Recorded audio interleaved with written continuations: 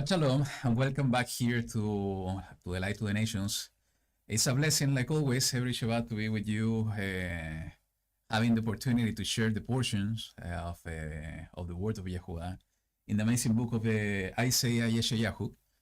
This portion today, I think, is going to be an important one. At least the message that is bringing the Abba through this portion is so relevant and so important to this day. So we really hope that it's going to be a blessing to you in the same way that it's going to be a blessing for us. So we welcome all of you to this gathering. It's beautiful to see, as always, your names in the chat.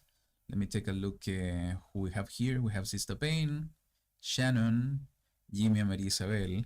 Camille is with us also. Wendy, Dave, Debbie, and Kaylee. Yeah, Heidi is also with us. Wadai. And who else? Heidi. Yes. And Michael. Yeah. So thank you so much for joining us today.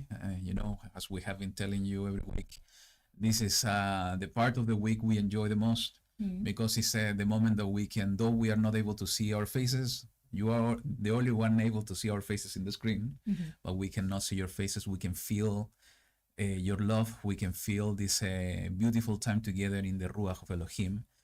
And the most important thing is that the growing up by reading His Word, by studying His Word, and to open up our heart to see what He is willing to teach us. He is always bringing more the wisdom and more truth to our hearts, and we just need to be open in order to receive it, in order to continue learning of His truth and His path. So Lillian will share some things with you. I know that some of you have been somehow concerned about the earthquake. The earthquake in Chile, but you can go ahead. Yeah, no, we are fine. It was in the north part of the country, so we didn't feel a thing here in the center or in the south. So fortunately, this only had, at the beginning they said that it was no injured person, no damage at all, but we heard that one person unfortunately died when they were leaving some buildings. So maybe he was trapped, I don't know. They didn't give much information about that. But we are used to earthquake here in Chile. We have the record, some record, and we know that we are going to have a very big one in the coming days. So I don't know. I think that we are kind of mentally prepared during all our lives to have the big earthquake. What do you mean that is coming a bigger one in the coming days? Well, in the scripture it says that we're going to have the biggest of the biggest earthquake. So since we have the record, I think that we're not going to be the epicenter. Yeah, maybe I don't know. And so we are doing fine. Though I have to say that I learned that this was felt also in Brazil. Yeah. So it seems that it was a big one. Though as you said, you need to learn something about Chileans. We were always feeling those 7 point something are the tremors. It's not earthquakes for us. So actually we were laughing, the two of us, because we saw the news and the people in the city that was feeling really hard. They were not running away. They was just saying, okay, this is just trembling. But it's a strong one. Yeah, but they're usually people from outside. They are very concerned about how calm we are during this kind of movements. Yeah, and they're making jokes because we're so calm. Yeah. So maybe something in our DNA, Abba, prepare us for the big one that's coming. Big one. Yeah. Or maybe to share some experiences and some resilience or some and to become. And maybe every country, every town is going to have something that they maybe are used to or they're dealing with, and it's going to be affected more in that place. I don't know. Yeah, true. Yeah, we are different. So. And I also saw the name of Karen there. Yeah, I saw Karen too. I saw Cornelia also here. I made the little breads. Yes. They were not so delicious like the yours. Yeah, we see Keeps Digging 7 too.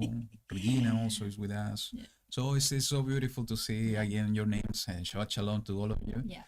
And also that we have get in contact again with our sister Judy, that she is in this time of how do you say, that she is in prison, Yes. in jail during all this time, but she has received the confirmation from Abba that she's being an instrument of him, and she can see the purpose in his life of this experience.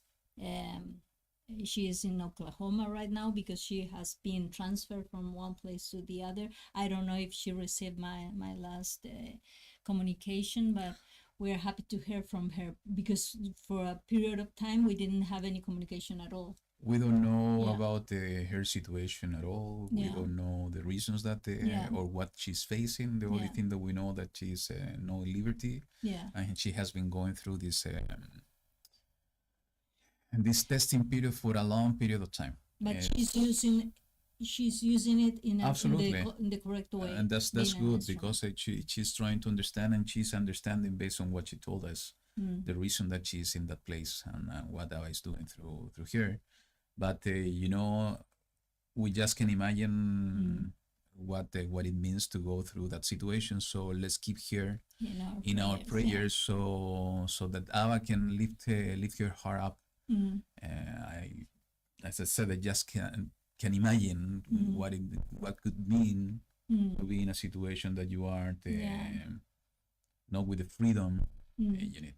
Yeah. And all the emotional situation that maybe she has been going through. So please pray for her. And she's our sister, and we need this is the least we can do. Yeah.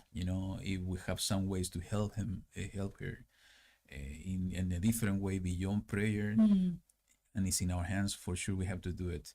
But again, the least we can do is to pray. Yeah. So what else?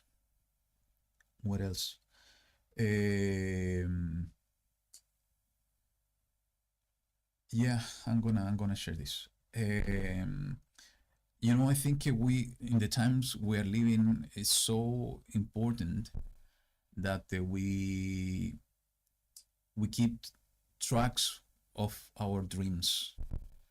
During the week we have been exchanging some emails with Camila, that she has been receiving some interesting dreams.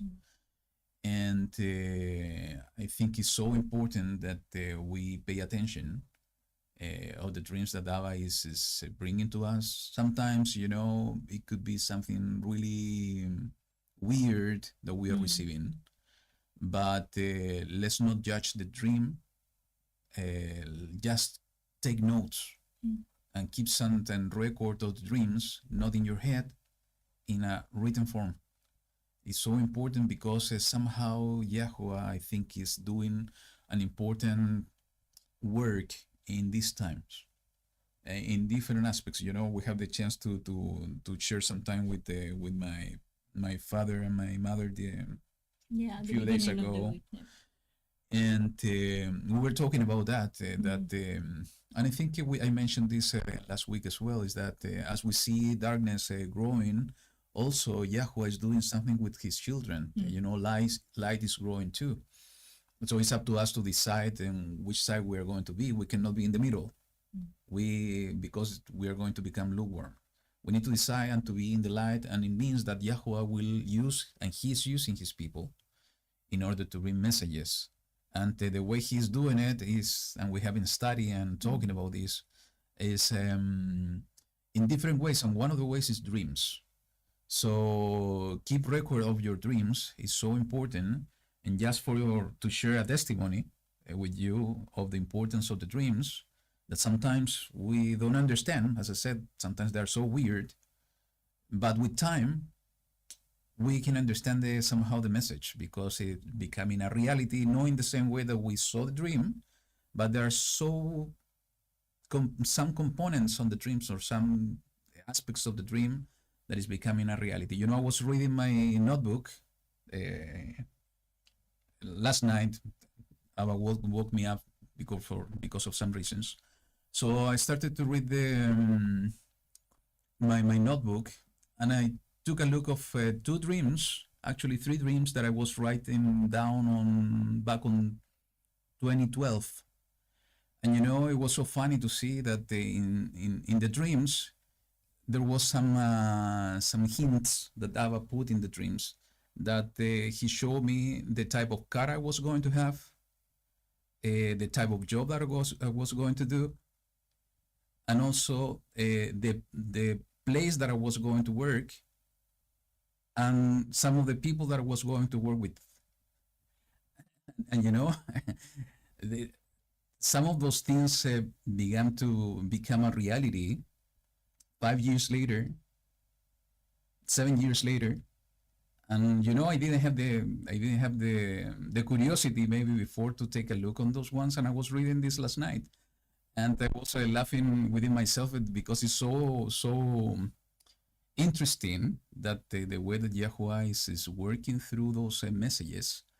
And as I said, maybe we are not going to be able to understand at the beginning, but little by little, if we keep record of those messages, Abba is going to begin opening our eyes in order to understand what's the real message that he wants to show us.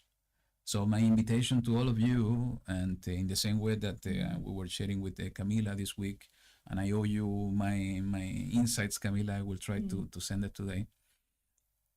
Maybe we're going to talk about that in the portion today. Yeah, that was funny. Yes. The invitation is that you begin to write down the dreams. Do it. You need to create the habit. You need to create the practice. Just take a notebook, a pen, put it close to your bed, and begin writing down the dreams. Yeah, maybe at the beginning it's going to be only words, yes, so you can remember. But then you're going to be able to start writing and writing. Yes. I put a message that I was talking and sharing with my dad the other day, and somehow it's similar to the message that I had the chance to share with Arthur and Cornelia in our last trip. Is that and in part of that message, the only part that I can share now is that we need to grow, and we need to develop the capacities, the natural capacities that Abba has give us, through this temple, this body, his creation. He has created an ecosystem, a huge ecosystem in this world, that we need to learn how to operate in that system. And part of it is, understanding the messages that he's putting in our hearts, and the messages that he's delivering through dreams. So that's why I'm inviting you again.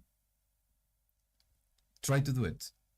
I have to confess in front of you is that I used to do it in the past. I have not doing it in the way I should do, but I will begin to do it again, because I think the times we are living is so important, that we are so connected to Abba on understanding what he wants to tell us, and he's going to communicate with us through dreams, through our own thoughts, through our own feelings, and everything needs to be connected to the word of YaHuWaH in order to have a real discernment of what he is trying to tell us. Okay? And I know that you're also having a lot of dreams, and I'm going to tell you in front of them that you need to start writing down as well. Okay? Not just to tell me, and then to keep it here, you need to write it down. Okay? So, okay, let's move on. I think we have important things to discuss in the portion. So, as we always do, let me share with you a song we have prepared for today, and then we will move right ahead to the portion. So here we go.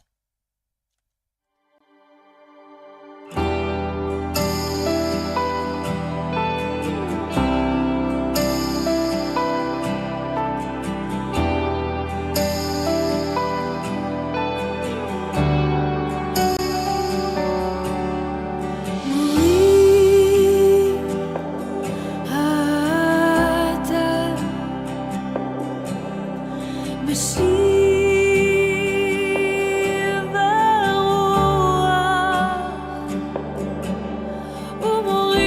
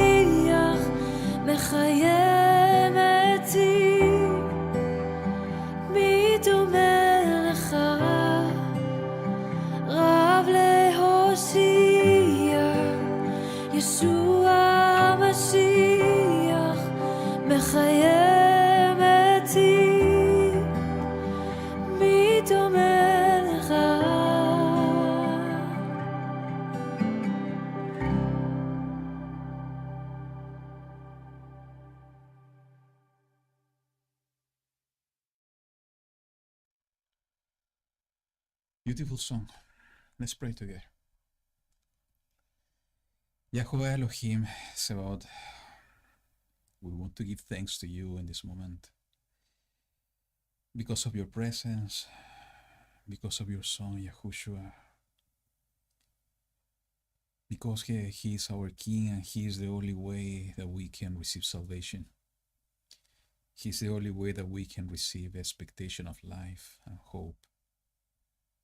And He is the only way, the only one that is going to be able to restore everything to the very beginning, to bring righteousness, to bring shalom to this world. Thank you, Abba, because you have established Him as the door that we can cross and we can open in order to come back to your ways. And that has been our decision, Abba, since many years ago, is to walk in your ways, in your way of Kodeshah, O YaHuWaH. And here we are, keeping your commandments, seeking your face, seeking to learn from you, from your truth, about your kingdom, about your promises, seeking to be established as your people, O YaHuWaH, in this generation. And with a humble heart, we want to give thanks to you because you have taken our hands and you have guided us along the way. It's true that sometimes we are stubborn. It's true that sometimes we are not making progress in the way we should. It's true that sometimes we are distracted by the things of the world and the daily things in our lives. But it's also true that is in the bottom of our heart. There is a fire, a desire for you, to seek you, to serve you, to be your children, to be your witnesses in this world. And we want to ask you, Abba, in this moment, that you can ignite and increase that fire within us, that fire for you, because that fire belongs to you, YaHuWaH, and you have put it, you have placed it within us. Increase that fire in our hearts, so we can serve you more than ever, so we can do your will more than ever, so that we can love you and seek your face more than ever. Because the time that we are living are not easy, and the times that are coming ahead are even more difficult. But we know that if we are with you, there's no fear. And we know that we are with you, we have something to do in order to shine your light in this world. There are so many things to be grateful for, YaHuWaH, because you do so many things for us. You work in us the desire and everything, Abba. We just want to give our hearts to you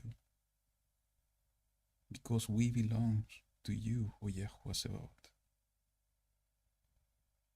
And with that same desire, we want to invite you to be with us during this study, that you can touch our hearts with your Ruach, that you can deliver the message you want to give us today to each one of us here, and even to each one of those that is going to see this study and listen to this study later on.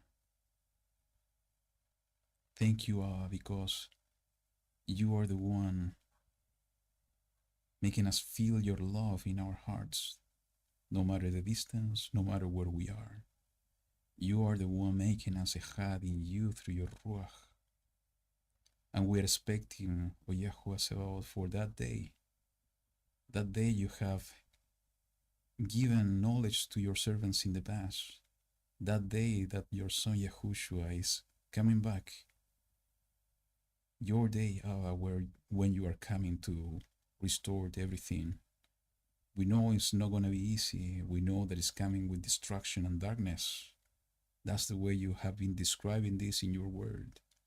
But we know after that period of time that is going to be short, your love, your compassion, your righteousness, and your joy will be abundant in the world.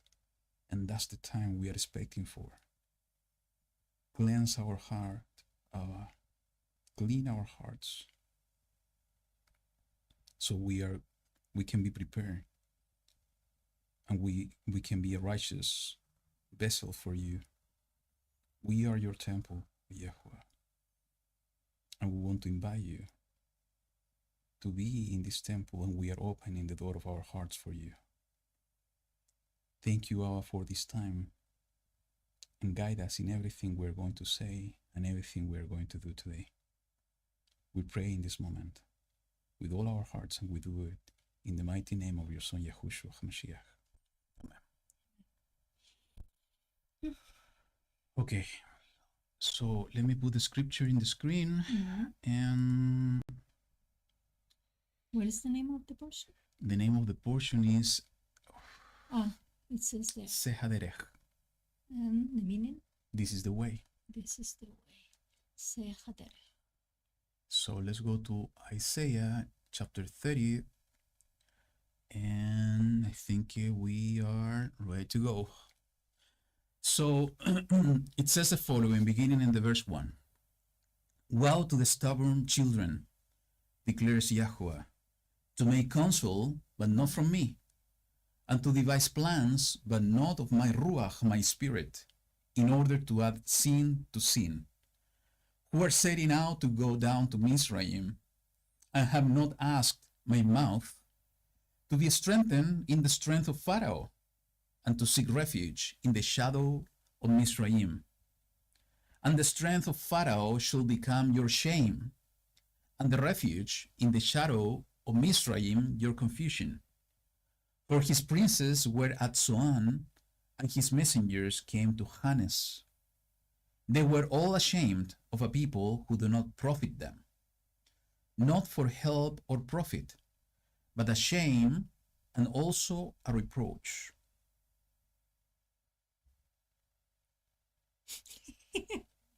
What? So let's comment about that, because the next is the message about the beast of the south. So, I think in these 5 short verses, there is so much truth condensed in the words that YaHuWaH gave Yeshayahu. Though we need also to understand in the period of time that they were living.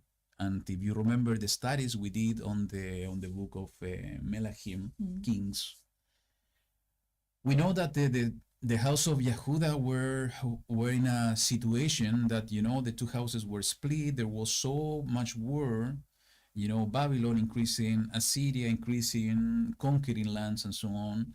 And, they were just alone. And beside that, they were going through different phases of kings, righteous king, not righteous king, evil kings, and so on. And if we remember, they were counting with the help of Pharaoh and Mizraim.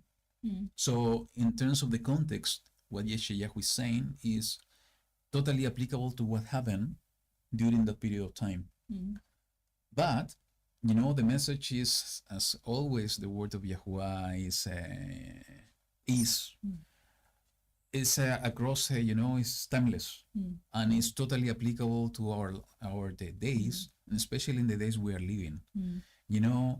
He's considering stubborn the people that is looking and seeking help from anybody else except him. Yeah.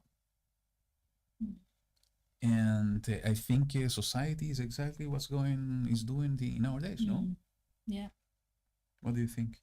Not only society, I think that maybe sometimes when we are, I don't know, we are kind of maybe falling into the trap that if everybody's doing something and is having a good result, okay, that is okay.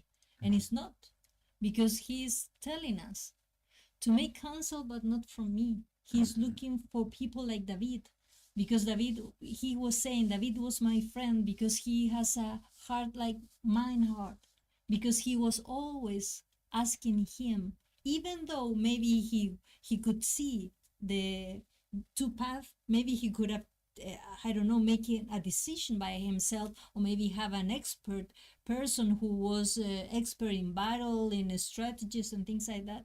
He was always asking to YaHuWaH to guide his steps, and that is what Abba is asking from us. He's not saying, I'm not going to provide you, I'm going to, I don't know, to keep you in this place that you are not going to move to I don't know, in any direction. No, he's saying, ask me and I'm going to give you the direction and the guidance that you need. And he's going to tell us, maybe if it's even needed to go to Misraim, like he did with Yosef and Miriam, like he did with Abraham, with so many. Because sometimes he's asking us to go even to the places where trials are. But if we are going with him, it's going to be different.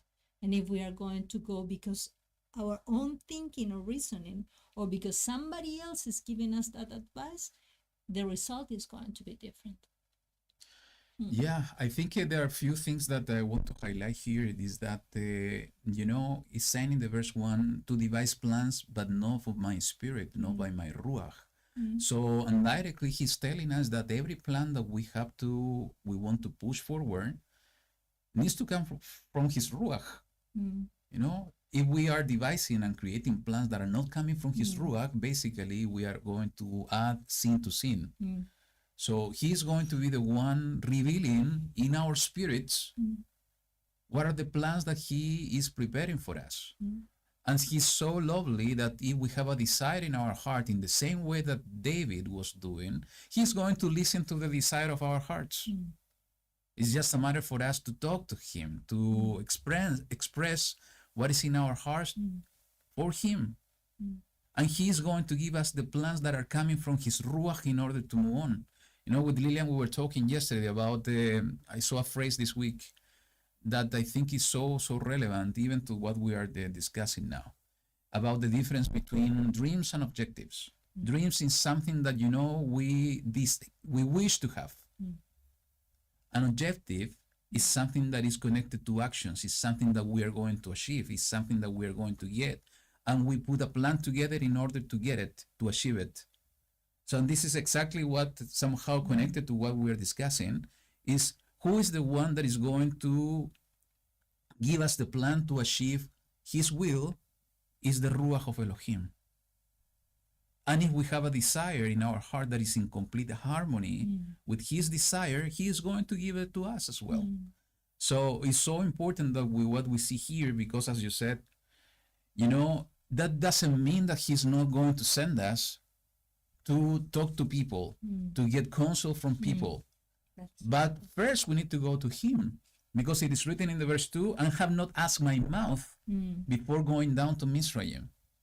First, we need to go to him, we need to pray to him, we need to seek his face, and then he's going to reveal his plans to us. And even some of those plans could be that we need to go and work with somebody, we need to talk to somebody, we need to get insights or wisdom or counsel from somebody.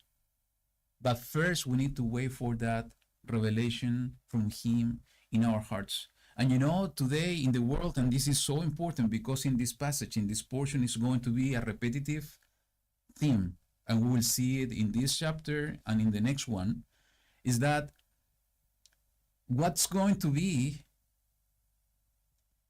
part of the great deception in these days, and I think we are living in it today, is that people will seek the counsel and refuge in men.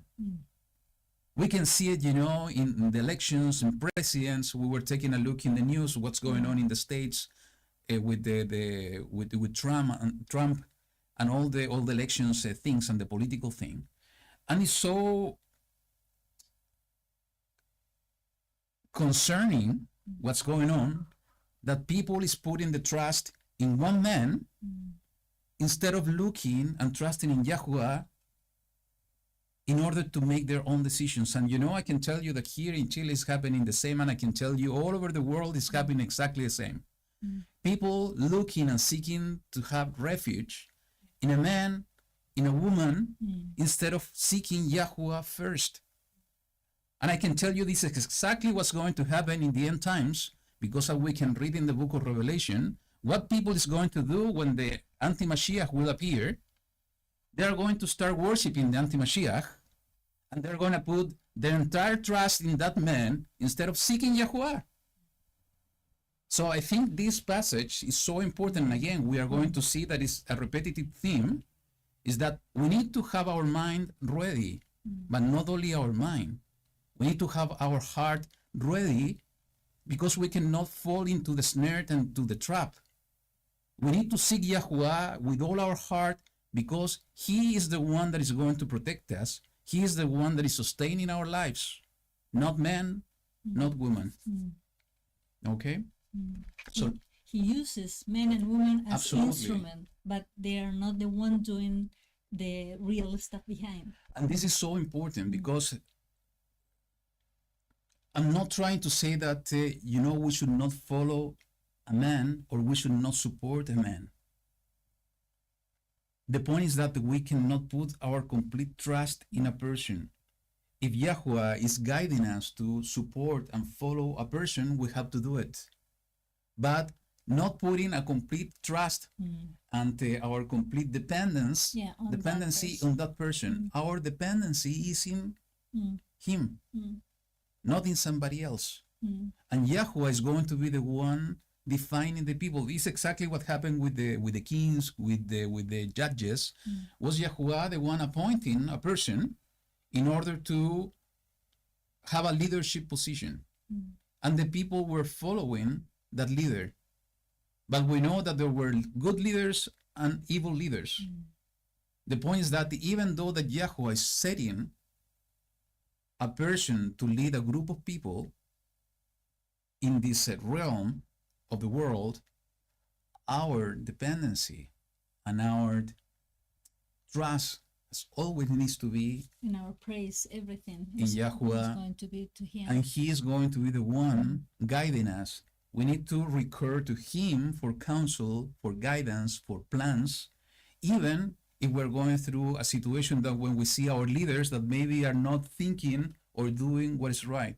Can you put yourself in the situation of Israel in the past when they have Menashe as the king of Yehuda?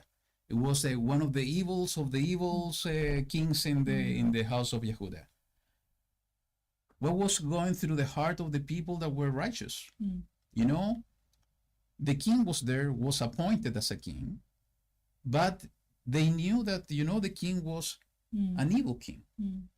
They have to be keeping in the right side. They have to be living according to the commands, even though the head of that time was corrupted. Correct. And And they have to be. that's why, our alliance, not sure. Our trust, our dependency needs to be only to YaHuWaH, and supporting and respecting the people that have been put in leadership position. Yeah. But we belong to Him. We don't belong to men nor to women. This is exactly what the anti-Mashiach and the dragon, the beast system, is going to do. They are going to say that, the entire world and everything that it is in it belongs to them, even people. But we need to understand that we belong only to YaHuWaH Sabaoth. And that means that we need to do a change of mindset. We need to seek for righteousness all over the place. We need to support people that is going to speak in the truth. But again, we should not get into the trap of having our full dependency, our full hope and expectation in people, because if we do that, we are going aside and departing from the true way. Okay, so let's continue. Yeah. So it says, the verse 6. In the meaning of Swan and Haynes. Uh-huh. Swan means a place of departure, and Haynes means favor has fled. So just you to have in mind that when you want to read it again. Okay, so it says in the verse 6, the message concerning the beasts of the south. through a land of trouble and distress, from which came the lioness and lion, the adder and fiery flying serpent. They convey their riches on the backs of young donkeys, and their treasures on the hams of camels to an unprofitable people. Even Mizraim, whose help is vain and empty. Therefore I have called her Rahab Hem Shebeth. That it means? Well, yeah, according to me, but I think that it has a different meaning. I was looking and it says Rahab is wide or proud, who do nothing. So the but you have a translation here different is, one. you didn't find it there? I couldn't find it. I saw it. Yeah? Yes. I don't need that one. Okay. So, Should be. Yeah. proud and wealthy addressed. So is their strength is to sit still. That's another translation. So it's somehow connected to what he's saying. So let's continue reading. It says, and go write it before them on a tablet, and inscribe it on a scroll, that it is for a latter day, a witness forever.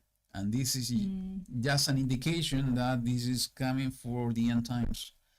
That this is a rebellious people, lying children who refuse to hear the Torah of YaHuWaH, who say to the seers, do not see, and to the prophets, do not prophesy to us what is right.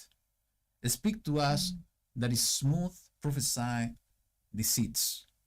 Turn aside from the way, swerve from the path, cause the set apart one of Israel to cease from before us. So let's stop there for a moment. So I'm still, doubting on the interpretation of this passage, because in the way that it's beginning, for me, it's a kind of weird. It's saying that the message concerning the beasts of the south. But when we begin reading, the message is totally directed to his people, to Israel, and we will see later on what's going on. Now, the beasts of the south, I think is an important term, because what is at the south of Israel, I think is Saudi Arabia. And how I can confirm this is because of the wording that is being mentioned here in the verse 6. Through a land of trouble and distress, from which came the lioness and lion. So if I look for lioness, let me just do it quickly here. It's gonna be an interesting connection. If we go to the book of Numbers, Bemidbar, chapter 23, verse 24, this is the famous prophecies of Balaam, when Balak was pushing him to put some cursing over the second generation of Israel, the Bnei Israel, the children of Israel. And it says in the verse 24, the following, chapter 23, verse 24, look, a people rises like a lioness and lifts itself up like a lion. It lies not down until it devours the prey and drinks the blood of the slain. And Balak said to Balaam, do not curse them at all, nor bless them at all. So this was a blessing, and it's a parable or a connection that the Bnei Israel being compared as a lioness and as a lion. And actually, let me show you an additional passage that I saw this some years ago. I think it's an important connection as well in the chapter 19 of the book of Ezekiel. Verse 1 and 2, it says the following, and I think it is a direct reference to Jerusalem, okay? And take up a lamentation for the leaders of Israel, and you shall say, what a lioness was your mother among the lions. She lay down among the lions, in the midst of the young lions, she reared her cubs. So, coming back to Isaiah, I think this passage is connected directly to Israel. When they are astray. Yes. So let me go back here.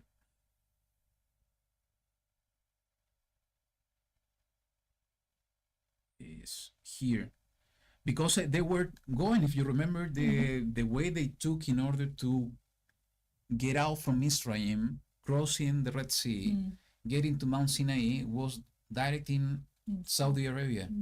And they were going up from Saudi Arabia, going to Edom, Moab, and then crossing to the Promised Land.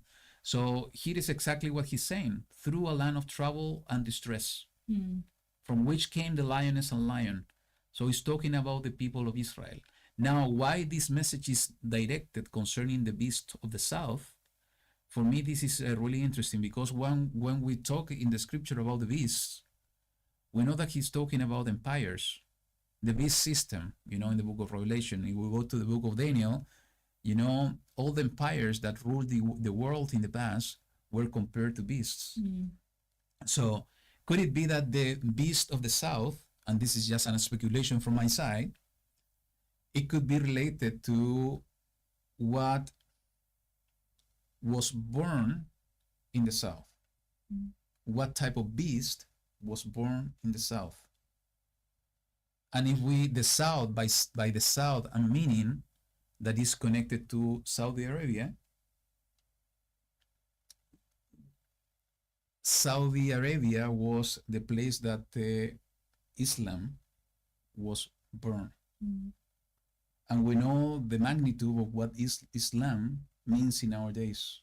How it was connected to some of the empires on the past, or how it's connected to some places where we have we saw empires from the past, like Persia. Today is fully connected to Islam. Turkey is connected directly to Islam. The Assyrian Empire, that was conquering everything, even until Egypt, Israel, as we were seeing a few weeks ago, today is completely taken over by Islam. So it could be that, this reference of the beast of the south is a reference to the Islam. Could be. But again, this is a speculation from my side. Okay? So having in mind that this is connected to the people of Israel, again, and seeing what was happening in the previous passage, in the previous verses, is about, trusting not in YaHuWaH, trusting in somebody else. And this is exactly what is saying. And, for the latter days, people, lying children, rebellious people, refuse to hear the Torah. This is exactly what's going on, right? Yeah. To the seer, do not see. So dreams, visions, prophets do not speak the word that is being revealed to you. Cause the set apart one of Israel to cease from before us. A complete rejection of the word. And what it caught my attention about what you said is that from their point of view, YaHuWaH, Mashiach, and everything is the opposite. Is for them, Mashiach, our Mashiach, is for them their Antichrist, and things that are completely opposite. So let's continue. It says, therefore, that said, the set apart one of Israel, because you despise this word and trust in oppression and perverseness and rely on them, therefore this crookedness is to you like a breach ready to fall, a bulge in a high wall, whose breaking comes suddenly, swiftly. Again, it's talking about the latter days, and it's connected to the behavior and the attitude of the people. People rejecting, and we know that this is not only on his people, that sometimes we fail, but it's all over the place in the world today. Not trusting and despising the Bible, the word of YaHuWaH, despising the Creator, despising the promises, despising the prophecies, despising his word and his truth. So, and these are exactly the words that are being written here. And because of that, he is going to come in to break suddenly. And we know that, the destruction that is coming to the world is being described in different passages in the scripture that is going to happen like this, suddenly. When they say peace and safety, sudden destruction will come upon them. This is what Paul was writing about in the book of Thessalonians. So this is exactly what we see happening here. And he shall break it like the breaking of the potter's vessel, which is broken in pieces, without sparing, so that there is no found among its fragments assured to take fire from the hearth, or to take water from the cistern. So complete destruction is going to be useless. Yeah, it's going to be useless. Every piece that is going to remain is not going to have any, yeah. And I think this is a description of what's going to happen if we connect that we were talking about earthquakes. If we connect with the previous chapter in the previous portion about this mega earthquake that is coming to the world, to the earth. You know, let's just imagine what's going to happen with all the buildings and so on. They are going to be completely destroyed. They are going to be useless. Yeah. But I think this is going beyond physical things. Yeah. It's also talking about this. Yeah, I think that because we are relying on something else, not in Him. Is removing and breaking everything that shouldn't be there. Correct. Correct. So the point is like it's what YaHuWaH was saying about his parable comparing the two houses. And I should not say this, but I'm going to say it anyway, because it was part of the other thing, the other study. But the house is somehow connected to this house, and we can build it upon the rock or build it upon the sand. So if it's upon the sand, when the storm is coming, it's going to be completely destroyed. And it's in reference to this temple. So if we are lukewarm or we are not upon the rock, when the sudden destruction is coming, we're going to fall too. Even this house is going to be falling down, and it's going to be completely useless. What it means, death, potentially. Something else, than death is second death. That's why, YaHuWaH was saying that we should not fear the one that is able to kill the body, but we should fear him that is able to kill the body and the soul in the Gehenna. And we're going to talk about that later as well. So for that said the Master YaHuWaH, the set apart one of Israel, in returning and rest you are saved. In stillness and trust is your strength, but you would not. And this is weird because it's connected to the name. In still is your strength. So in returning and rest you are saved. Returning to Him. I think trusting in Him. I don't know, I see it from that point of view. That returning to Him. Yeah, you're right. And then we are resting in Him, so we are saved. And stillness and trust. But you would not. Is our because they are strength. stubborn. You're right. Yeah. You're right. Because of their stubborn, they're not doing that, and they're saying, "No, for we flee upon horses. Therefore you flee, and we ride on swift horses. Therefore those who pursue you are swift." Yeah, and when that is happening is when we are not trusting in Him. So we are getting anxious and, oh no, we have to do something. And not waiting on Him. And not waiting on Him. And maybe He's going to tell us, you have to be patient. Like when He was saying to Moshe and all Israel before departing the sea. Just be quiet and wait.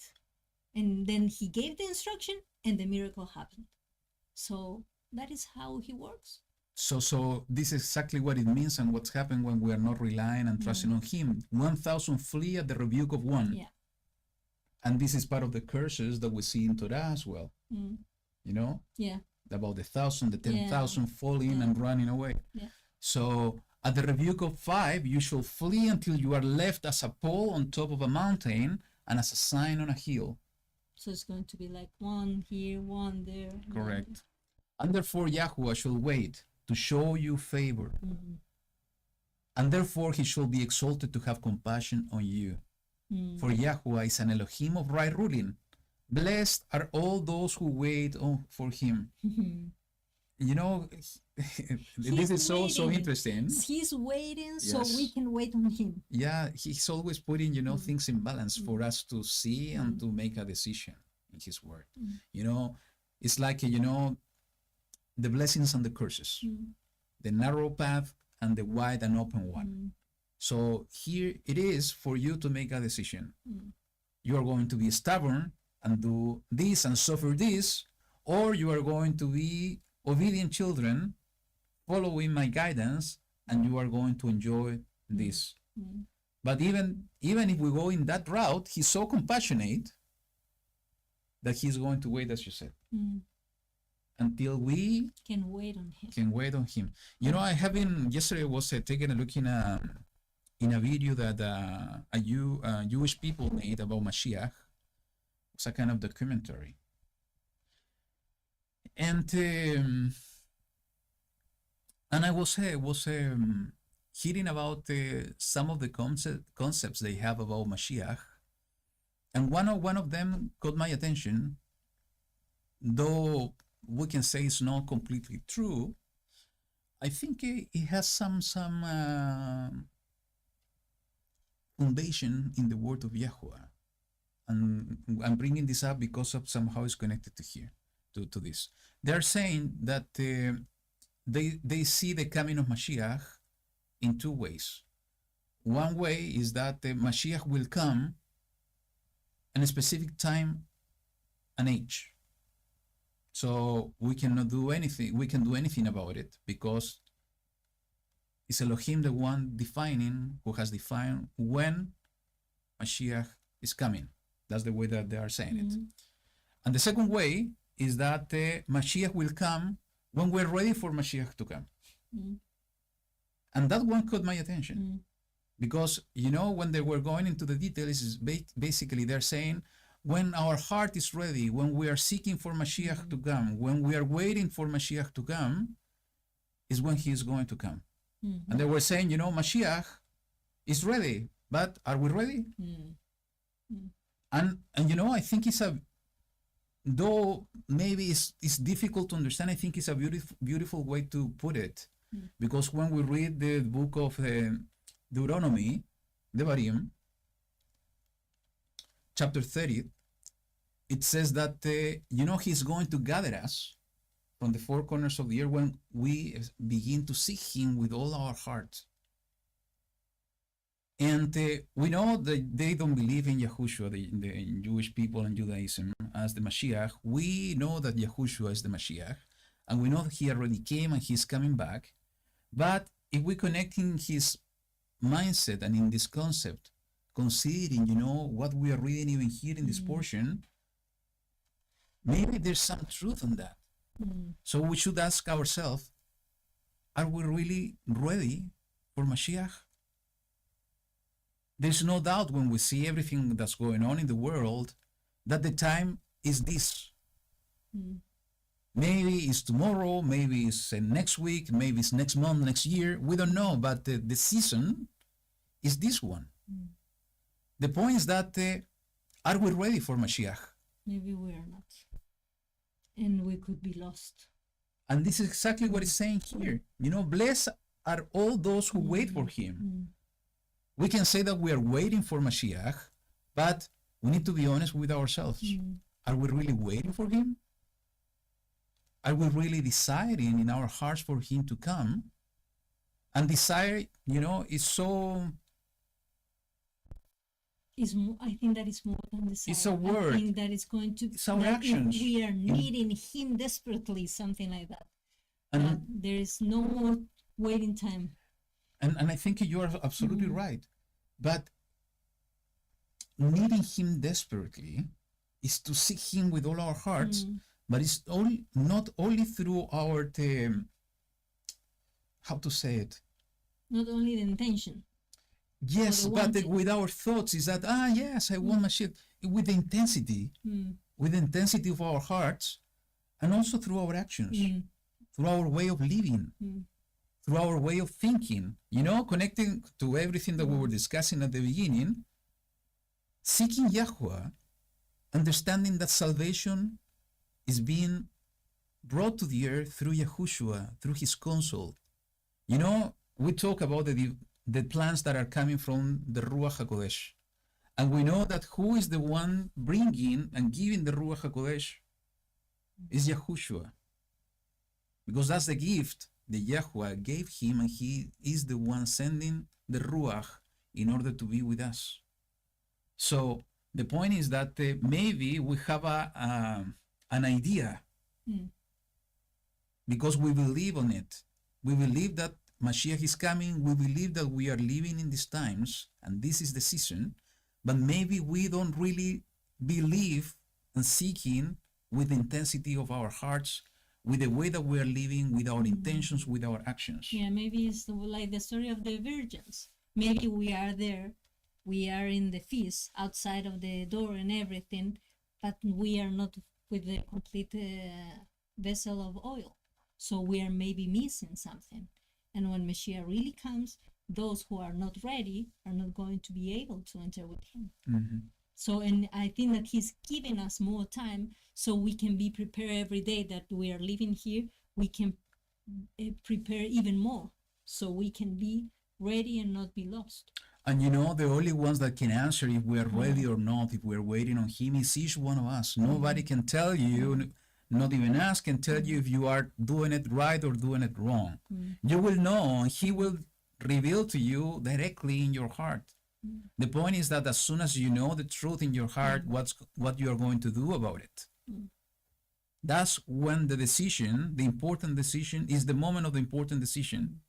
What you are going to do at the moment, you have the revelation of your heart if you are ready and seeking in truth with the intensity of your heart for Mashiach to come and waiting on him instead of waiting on you or somebody else.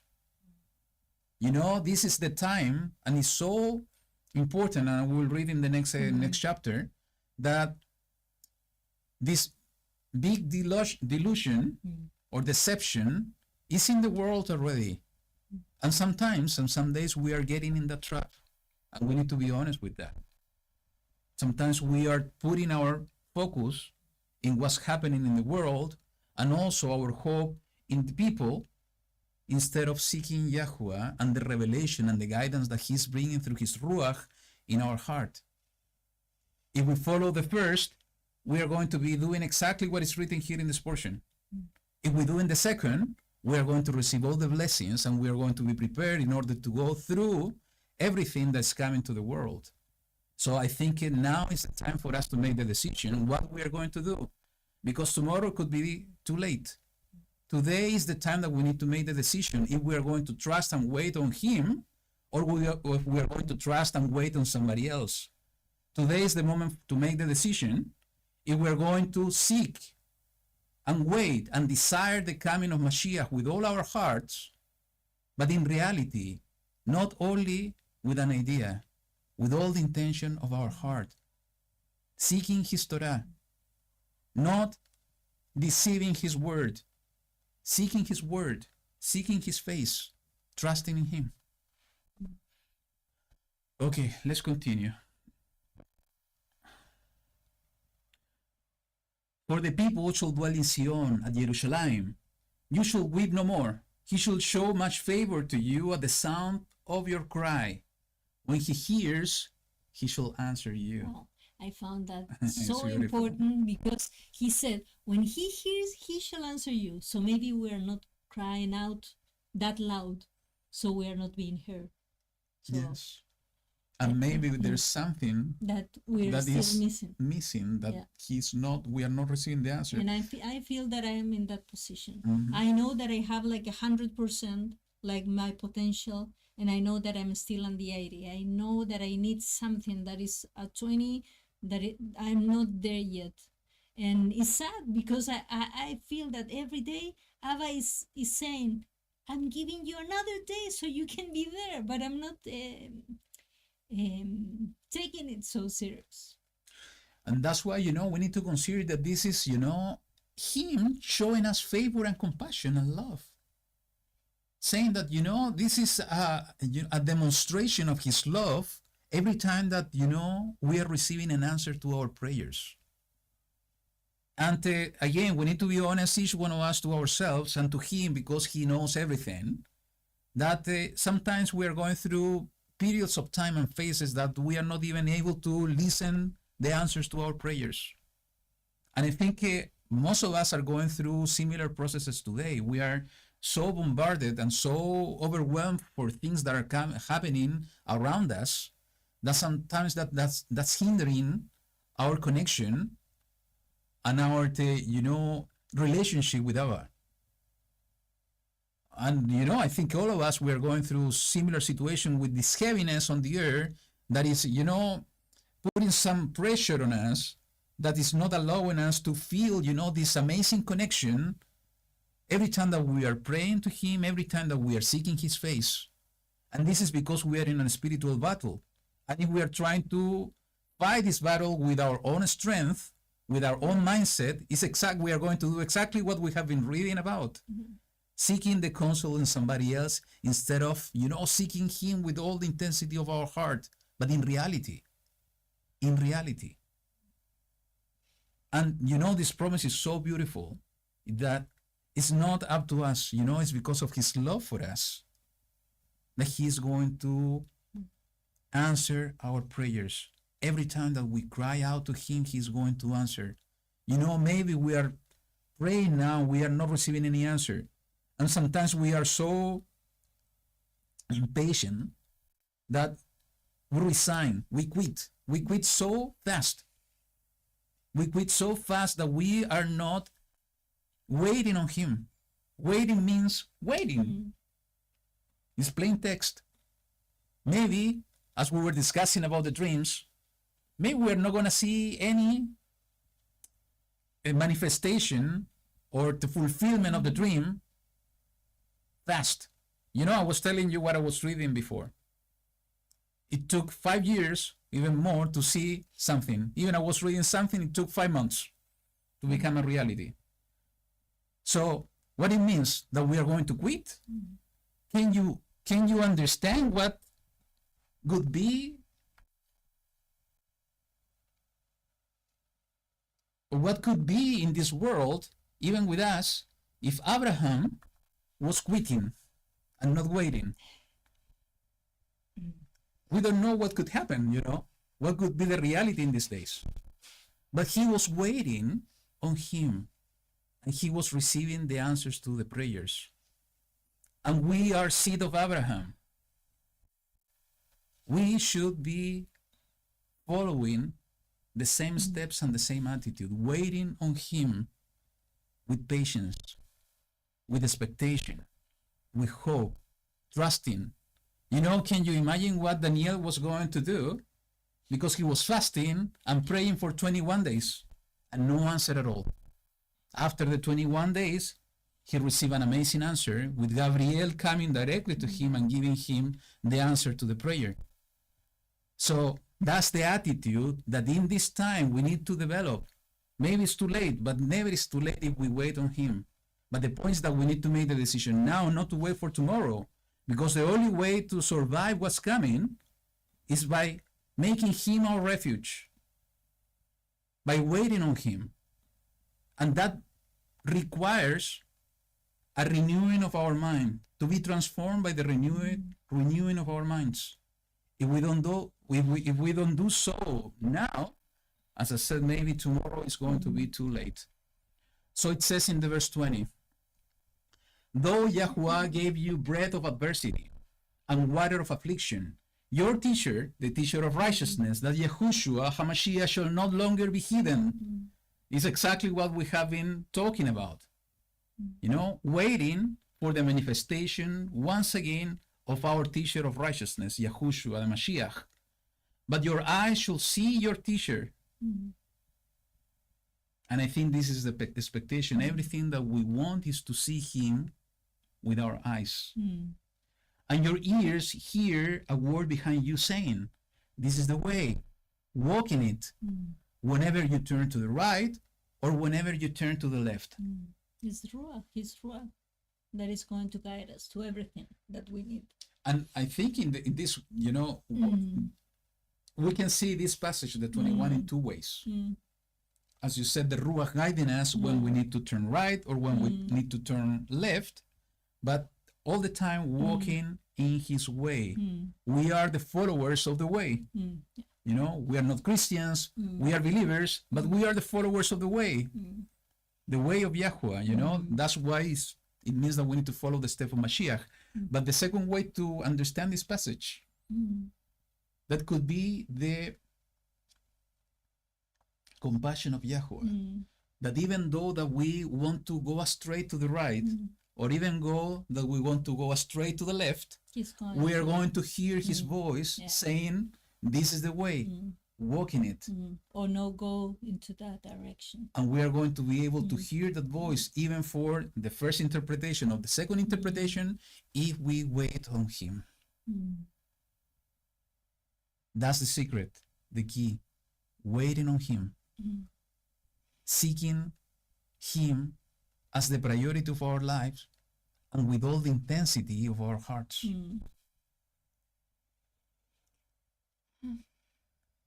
And you shall defile the covering of your graven images of silver, and the plaiting of your molded images of gold. You shall throw them away as a menstrual cloth, and say to them, be gone. I think it's very graphical in the way that it's saying, right? All the idols. Be gone. So we know that that's going to happen in that day, but should we wait for the day? I think that is every day. I think we should do it now. It's every day, and I fully agree with you. Every day we have something new. Every day we have a new experience that is allowing us to see something more deep inside us. Is giving us the opportunity to show who we really are and what we are going to do. Okay? So, and he shall give the rain for your seed with which you sow the ground, and bread of the increase of the earth, and it shall be fat and rich, your cattle grazing in an enlarged pasture in that day, and the oxen and the young donkeys that work the ground eat seasoned fodder, winnowed with shovel and fan. So, prosperity. This is just one word, prosperity. For he is us going to sustain us. Yeah.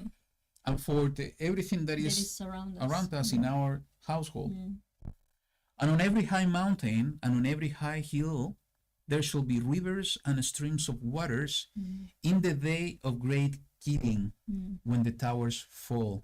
So, as I said, the day of YaHuWaH is not going to be an easy thing. We have been reading and studying about even in this same book. But, you know, in the day of great killing, when the towers fall, and I think this is connected to giants, but also is connected to today's world, earthquake, and so on.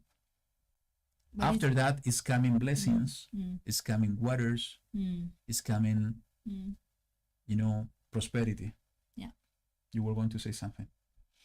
That I was thinking about that maybe it's not only after, that maybe it's at the same time when he is keeping some people. He's given us prosperity somehow. He's given us refuge. He's given us a roof. We have not lack of bread. So he's going to sustain us. And at the same time also that there is going to be destruction maybe in some other places. Like when it was with the plagues in Egypt. Israel was in the same land, but in some places, but they were protected. So in some cases they were affected, but in the most important ones, they were protected. And when it came to the moment that they have to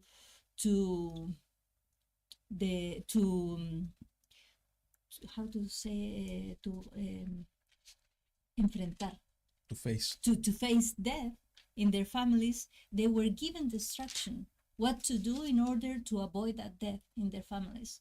So I think that is going to be the same when the moment of the mark of the beast is going to be delivered over the earth.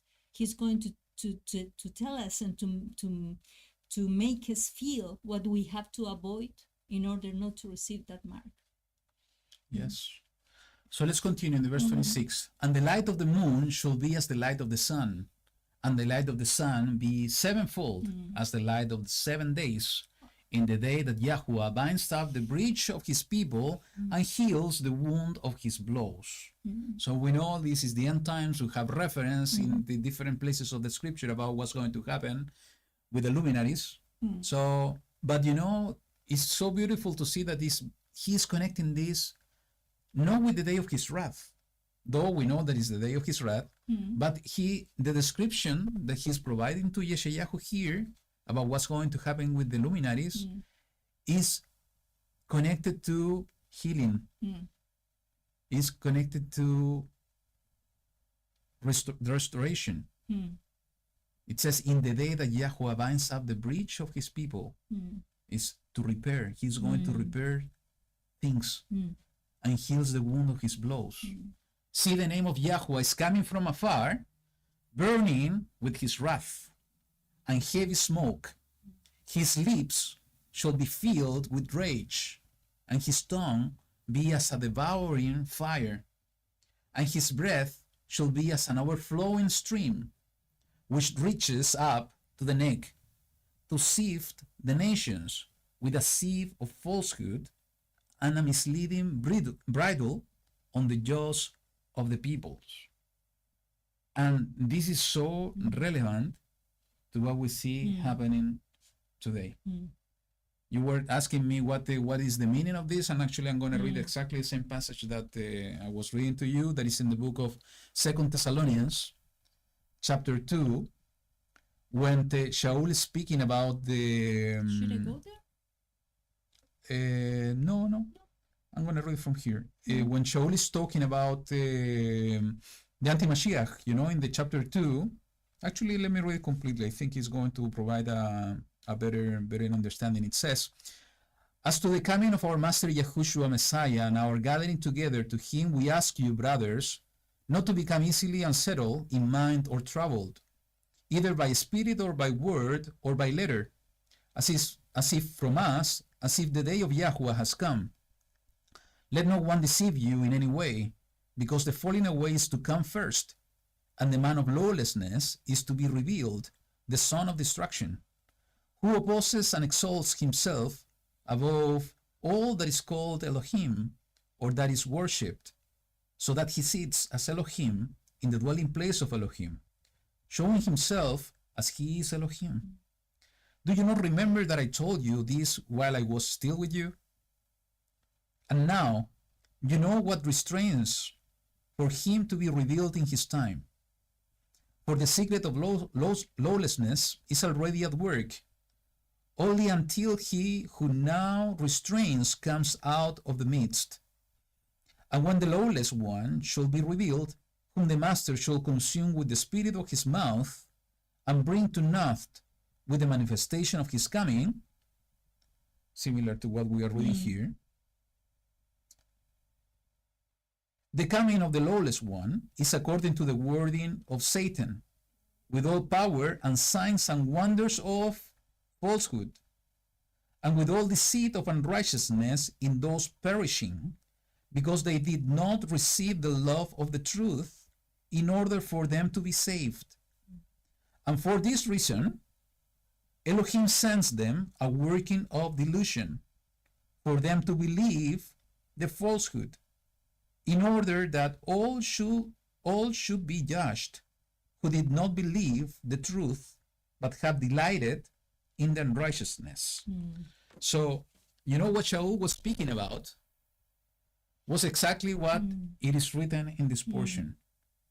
I'm going to read it again. It says in the verse 27 and 28, see, the name of YaHuWaH is coming from afar, burning with his wrath and heavy smoke. His lips shall be filled with rage, and his tongue be as a devouring fire, and his breath shall be as an overflowing stream, which reaches up to the neck to do what?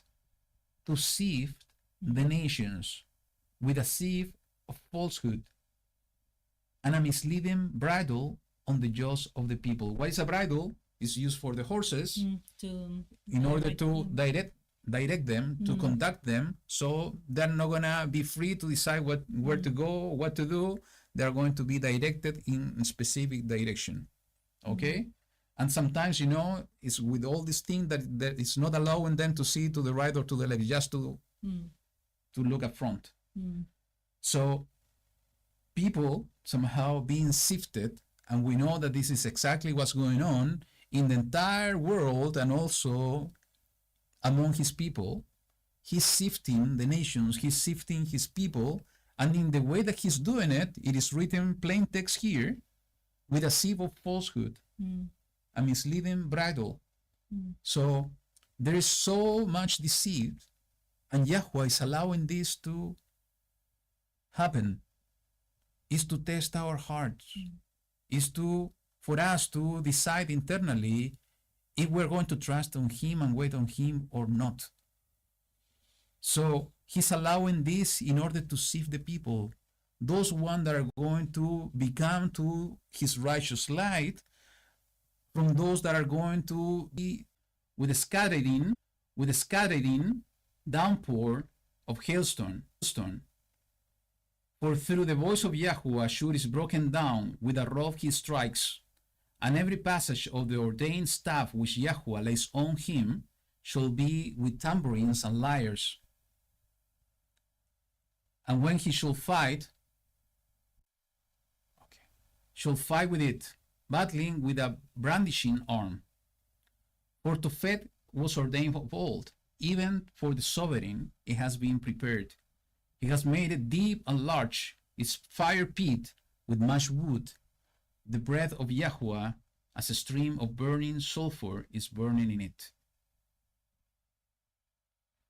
Again. Back. Good. Now it's working. Yeah. Yes. And there it says error. Yes. No, it's buffering. Okay. It's buffering. Unbelievable. Yeah, because you restarted Yes. the modem and do No, it's everything. working perfectly. Yeah. So it seems that the message is too strong, so internet is not working properly. So if you see buffering, it's because of that. So, just to finish this passage, is that he's talking about the second coming of Mashiach. YaHuWaH shall cause his excellent voice to be heard, is the shofar that is going to announce the second coming of Mashiach and show the coming down of his arm. Who is the arm? Is Yahushua. And he is going to allow to show, so everybody is going to be able to see Yahushua coming on the clouds, but he's coming with raging wrath and the flame of the consuming fire. Yahushua said that he wants to baptize us on fire. And I think the baptism of fire is exactly what's going to happen at the end. He's coming to cleanse the world from all the filthiness and everything that is basically being corrupting the creation of YaHuWaH, with scattering, downpour, and hailstone. I think it's a perfect description of what we see happening in the book of Revelation. And the last thing that is, is so important, because we will see in the next two chapters, is about this reference to Tophet. Tophet means place of fire. Exactly. Tophet was ordained of old, even for the sovereign it has been prepared. He has made it a deep and large, its fire pit with much wood. The breath of YaHuWaH, as a stream of burning sulfur, is burning in it. So yes, let me do something here, and I will show you the importance of Tophet. Because when we see the description is the lake of fire. Is what we have in here is hell, So if we do a quick search on this word, we will see it's connected to a place in Jerusalem. But you need to show that. I'm going to show here.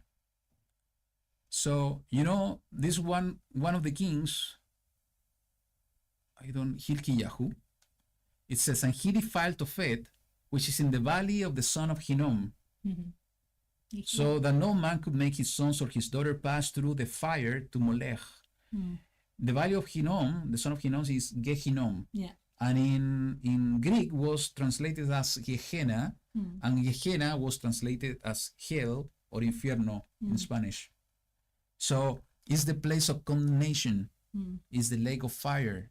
And it's so interesting that it's being connected to the valley of the son of Hinnom, because when we go to the book of Jeremiah,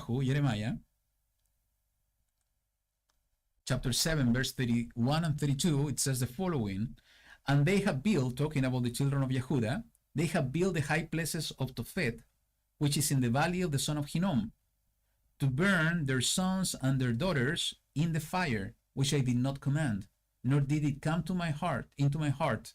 Therefore, see, the days are coming, declares YaHuWaH, when it shall no longer be called Tophet, or the valley of the son of Hinnom, or Gehinnom, but the valley of slaughter, for they shall bury in Tophet until no room is left. We have been there. Yeah, and we have seen that place that is like a... Can you imagine that place full of bodies? Dead people? Yeah. And I think it's so connected to some prophecies of what's going to happen in Jerusalem. You know, I think I have more things over here, but we are going to move forward with the next chapter, okay? Okay, sorry it took more time, but was necessary. Yeah. Go ahead.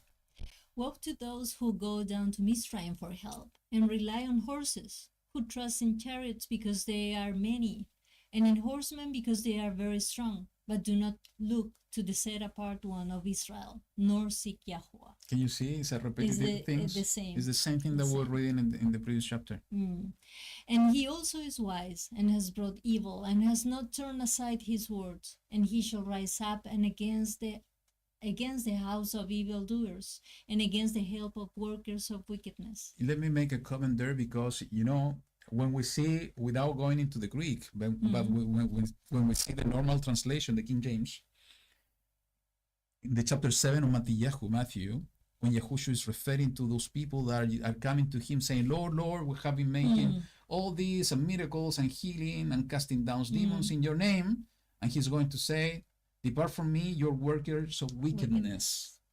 So, and we know that the wickedness was translated from the word anomia in Greek, that it means without law, without Torah. Yeah.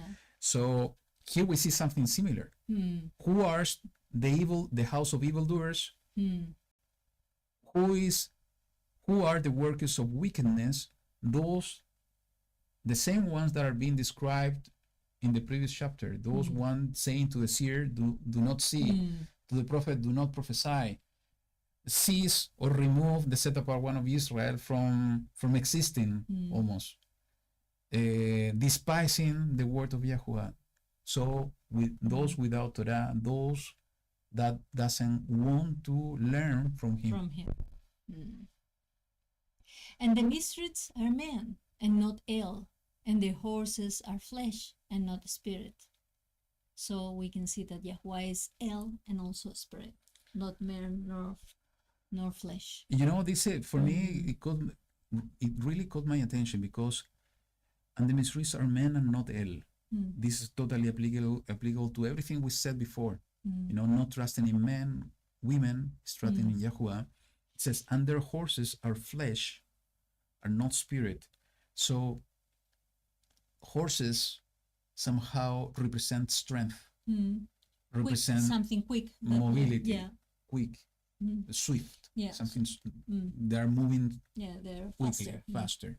But also strength. You know, even today, everything is being measured when we're talking about power in horsepowers.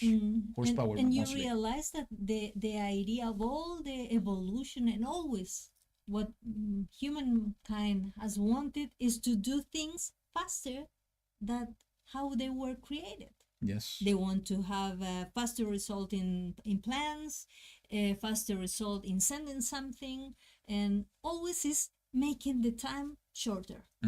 Because what they are going to gain with that is that they have more riches, maybe they have more profit.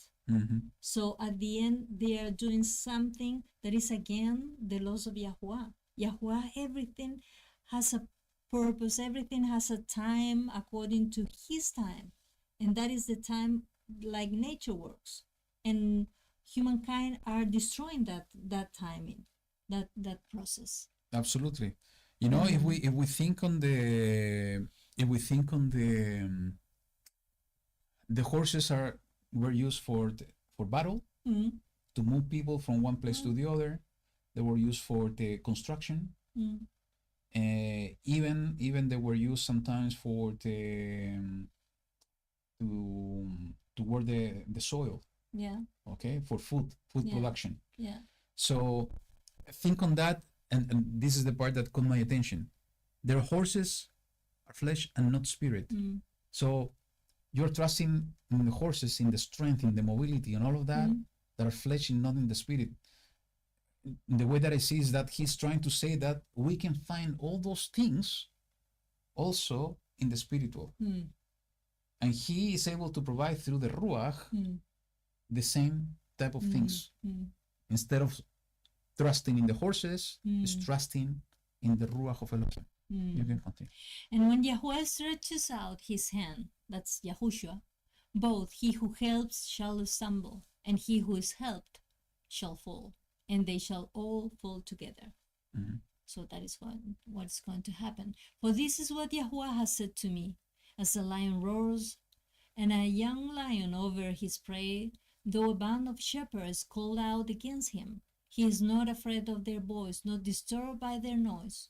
So YaHuWaH of hosts shall come down to fight upon Mount Zion and upon its hill.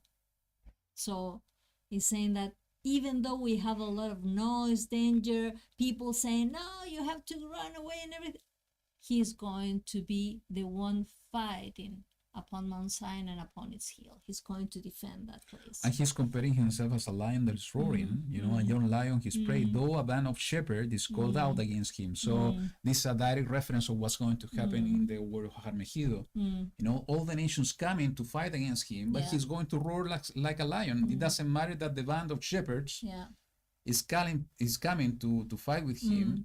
He's not going to be disturbed by the noise, by the voice, and so on. He's going to fight and defend. Yes. Like hovering birds, so does YaHuWaH of hosts protect Jerusalem, protecting and delivering, passing over and rescuing. Turn back to him from whom the children of Israel have deeply fallen away. For in that day, let each man reject his idols of silver and his idols of gold, which your own hands have made for yourself as a sin. And Ashur shall fall by a sword not of man, and a sword not of mankind shall devour him. But he shall flee from the sword, and his young men shall become slave labor. And that sword that is not made of hand, not made of man, from man, is Yahushua.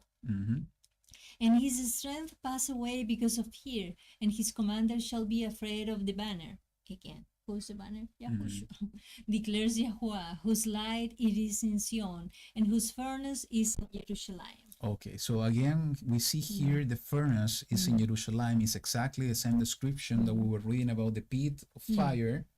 Is the valley of the son of Hinnom, is Tophet, and as we were seeing in Jeremiah, is where the place is going to be full of dead bodies. So, and we know that the furnace is for purifying, to extinguish all the dirty things and separate the pure elements like gold, silver, metal. Exactly. So we need to recognize that part of this prophecy was already fulfilled when Assyria tried to conquer Jerusalem. We read about this in the book of Melachim, and it's also coming in some of the coming chapters in the book of Isaiah. But if we connect this with the previous chapter 30, that is talking that instructing Yeshayahu to put this in tablets, to write this down in a scroll, because it's coming for the latter days, forever, a witness forever. It's going to happen. It's going to happen again. It's going to be a second fulfillment. And again, we see Assyria, having an important role in the end times. Is Assyria being punished by YaHuWaH as part of his coming, the coming of Yahushua, in the day of his wrath. So it's important that you begin connecting all the dots we have been discussing in the previous portions about, if you remember, about illegal immigration, about how Assyria was the one pushing all this thing, and where is the source of the biggest migration that has been happening nowadays. And even connecting this maybe with my speculation earlier about the beasts of the south. Okay, but the beautiful thing is that the promises of YaHuWaH are forever. But he's reminding us once again, turn back to him, to do teshuvah, is to to do repentance, to turn back, to come back to him, to his ways, to walk in his ways, and to wait on him. Okay? So let's move on. Chapter 32.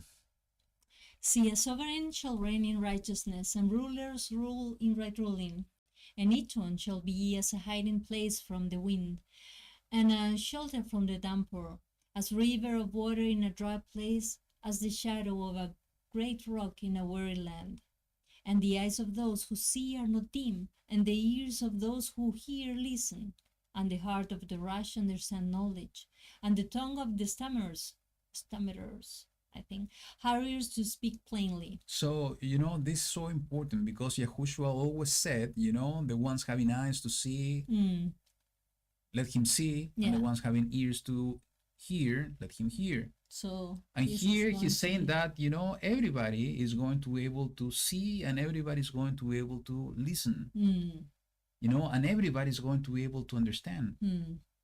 And the reference of the tongue, the stammerers, hurries to speak plainly, I think is a beautiful reference, is that we are not going to talk in parables. We are not gonna provide a message that nobody's going to be able to understand. Maybe we're not gonna speak in a tongue that nobody is able to understand today. We are going to speak on the top of the houses, as YaHuWaH said. We are going to talk about it in the plain day. Everybody is going to be able to see. Everybody is going to be able to understand. Today, people reject the word of YaHuWaH because they believe that we are crazy, and they believe that they're just stories for kids or something that somebody invented in order to control and manipulate people. That's the reality. That's exactly what people understand. Most of the people understand today. That's why they're rejecting the word. There is a huge population of Christianity that they don't believe in the back of the word of the book, because they believe that this was done away, and they don't want to take a look on this because it's not relevant to us. So though they are closer to YaHuWaH, they're still not able to see the reality of this. And for more effort we can put in order to try to open their eyes, as we have been discussing in the past, it's not up to us to open their eyes. The only thing we do is just to sow the seed. The one opening the eyes is YaHuWaH. And this is such a beautiful promise here that I do believe is going to happen in this time, when they're going to be able to see the messengers providing the everlasting good news, as it is written in the chapter 14 of the book of Revelation, to everyone. But most importantly, when they're going to be able to see the sky being opened up and see the one coming on the clouds, they're not going to be able to have any doubt on what is written. In that moment is when their eyes are going to be able to see. In that moment is when the veil is going to be removed, and they are going to be able to understand that everything that is being written in this book is true. So that doesn't mean that we should not continue trying to do and sow the seed. Not at all. We need to continue doing our part, preparing the way for the return of Mashiach. And a fool is no longer called noble, nor the scoundrel said to the respectable, said to be respectable. For a fool speaks folly, and his heart works wickedness, to practice filthiness, and to speak against YaHuWaH that which misleads, to starve the being of the hungry, and to withhold the drink from the thirsty. So at the end, everything is going to be what it should be. Not like this time. Today, so everything's upside down. Yeah. So everything is going to be in the proper way. And it says to practice filthiness. Yeah. The fool speak folly, and his heart works wickedness, to practice filthiness and to speak against YaHuWaH that which misleads, to starve the being of the hungry, and to withhold the drink from the thirsty. So this is so important, because he's not talking about the physical food or physical drink. Spiritual, connected to the word, speaking, or even writing. It's not said writing there, but again, the word being manifested in the physical, in writing form or spoken form. Mm. And this is exactly connected to what we said in the previous chapter 30, is YaHuWaH sending Yeah. and allowing this falsehood Yeah. This illusion. with what the purpose is to sift the people, those one that have a true heart to seek him and wait on him. Those that doesn't have a clean heart, they will need to be cleansed. So at the end, they're going to be like revealed. Okay, that people, the false people, is going to be revealed and known by everybody that they were false. Yes, and the misleading and the falsehood somehow connected to the word being spoken of, or the word being written of. Yeah, and the Sorry. and the And this one. Okay. and the methods of the scoundrel are evil. He has devises wicked plan to destroy the poor with words of falsehood, even when the needy pleads for right ruling. Wow. It's exactly what's going on. You know? Yeah. Words of falsehood to destroy the poor with wicked plans. Yeah. I think we have been going through very wicked plans in the last few years. And more wicked plans are being prepared. Yeah. But the generous ones devises what is generous, and by generous deeds he rises up. Rise up, you women who are at ease. Hear my voice. Rise up, your complacent daughters. Listen to my speech. You were saying the other day that women was like compared to cities. Cities, or could be a group of people, even could be churches. Yeah, and also it could be us, like women. It could be also talking to us individually, like the feminine side of this world. Not sure. No? Why? I don't know. I was thinking that maybe it's in every aspect of the world. Because maybe we're kind of feeling like comfortable, for instance, for me, because you are in the front. Like I'm kind of hidden maybe, or I'm in the back. And maybe it's like calling me, like to be, you cannot be at ease anymore. You're going to be there. So yes. I was thinking something like that. It could be just to a message directly to women to step up. Something like that. Yeah, something like that. Okay. I don't know. Listen to my speech. In little more than a year you shall be troubled, you complacent women, for the grape harvest shall fail, the ingathering shall not come. This is important because it's talking about time frame. When is the time of the ingathering? What feast is connected Sukkot. Is the feast of ingathering, Sukkot. So the ingathering shall not come. So it says that something is going to happen during Sukkot time.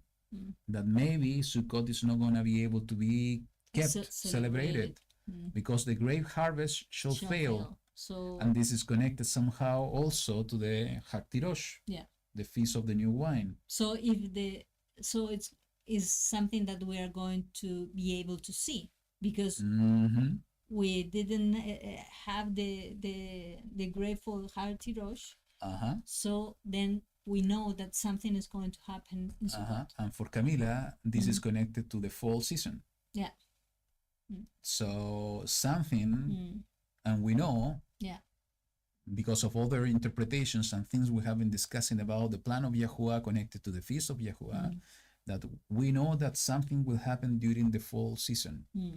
And here we have a direct connection that is going to be during the between somehow Haktirosh and also the feast of Sukkot, the ingathering, and the fact, and I think is beautifully connected to what is written in the next verses, saying that the grape harvest shall fail, is that new wine, we will not have new wine. Remember that? And new wine connected maybe with the Ruach. Go ahead. That we read, I think that it was last week or the previous one, that there were not going to be wine. And it says, and a strong drink. Yeah, I think so. That it was going to be missing. Yes, could be. So I think that is also it's also connected. You're right. Yes. Yeah. Tremble, you women who are at ease. Be troubled, you complacent ones. Strip yourself, make yourself bare, and gird sackcloth on your waists. Lament upon the breast for the pleasant fields, for the fruit-bearing vine. This is Very interesting. beautiful. Strip yourself. Yeah. Make yourself bare. It's to like remove humiliating. Yes, but somehow in the way that he's describing is to remove everything and to wear something different. Yeah, like to change of garments. Yes. And a new garments that is going to show that you're repented. Yeah, because the correct. sackcloth, that means that you're suffering. Lament upon the breast for the pleasant field, for the fruit-bearing vine. You see, lamentation Yeah. because of the vine, because of the fields, because they're not fruits. Yeah. They're not producing. So it's going to be maybe it's going to be a lack of food and wine, and I think that it's going to be in the two different aspects. In the physical, we could have starvation and missing food, and also in the spiritual. Yep. That is the most important one. Yeah. Keep in mind what we're reading in the previous one about being hungry and thirsty, not those one the scoffer, not providing the food and the drink because they're providing just falsehood. Yeah, so it could be that we are going to have that time that I think that it was Mashiach who was telling there's going to be a time that no words is going to be spread. And it's also a prophecy, I think it's in the book of Malachi, saying that there's a hunger coming into the world, but not from the a hunger for the word of YaHuWaH. Yeah.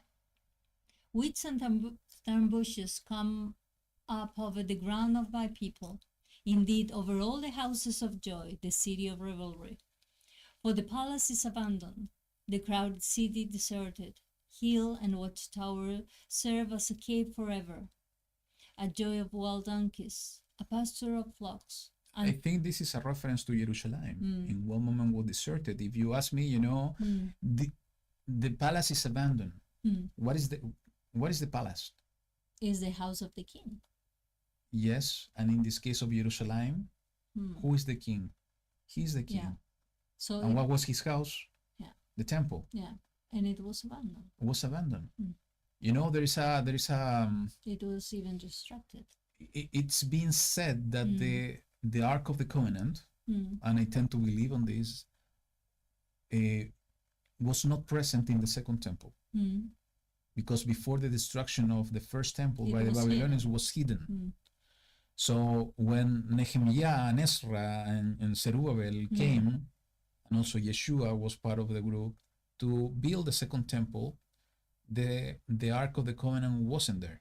And YaHuWaH said that he was going to be over the Ark of the Covenant. Yes. His presence is going to be over so the the house is there, but it's not being inhabited. And when it's going to be dwell and inhabited again? When he's coming back, when Yahushua is coming back. So we can, if we see it in that way, we can understand that maybe this period of time that he's talking about is from that moment, because the ark and his presence wasn't in the palace until when Yahushua is coming back and he is going to be there in the temple. And he's going to descend with fire. Yes. And why is important? Because of what we are going to read now. Until the Spirit is poured upon us from on high, and the wilderness shall become garden land, and the garden land be reckoned as a forest. You remember we were talking in the last portion about the same. Yeah. About how there's going to be a change in nature. Yeah. That the forest today is the garden is going to become a forest, and the desert is going to become a garden. Yeah. And it's exactly what's saying here, beautifully connected to the outpouring of the Ruach. And that is going to be when Yahushua is back. And when Yahushua is back, but I think that is happening. I think it's happening since the day of Pentecost in the book of Acts. And somehow, the deserted places that maybe here are being transformed into a garden land. Yeah. A garden land, it could be a forest, has many trees. Yeah. And each one of us are a tree. So we can be a tree with fruits and with leaves, or we can be a tree that is a dry tree. the one that is bringing the water, the Ruach, is going to become this tree, is going to be transformed as a beautiful tree, and together with the rest are going to become a forest. I'm not trying to say that this is not going to happen in the physical, because I do believe it's going to happen in the physical. But since he's saying that the outpouring of the Ruach is going to do this transformation, is putting an additional key and priority to us to seek the outpouring of the Ruach HaKodesh in our lives. And as I have been telling you in the past, you know, the only way, and it's so connected and in harmony to everything we have been saying so far, the only way that we are going to be able to endure until the end with everything that's going on and everything that is coming is by operating by the Ruach of Elohim. We saw it clearly in the chapter 30 about the plans that he is going to reveal, and he is revealing through the Ruach. And you know, the voice that we are going to hear saying, this is the way, walk in it. He is doing it through his Ruach HaKodesh. So I don't want to be a dry tree. I want to be, you know, a tree full of life. And the only way to get it is having and allowing the Ruach of Elohim to be dwelling within us. Yeah. So I was in the introduction, you have this like this picture, like the world, and there is little flames in some places. And I think that it was like that from Pentecost until the end of time, that it was starting, putting some lights here, some flames there, and then until when he's coming, he's going to put in fire all the earth.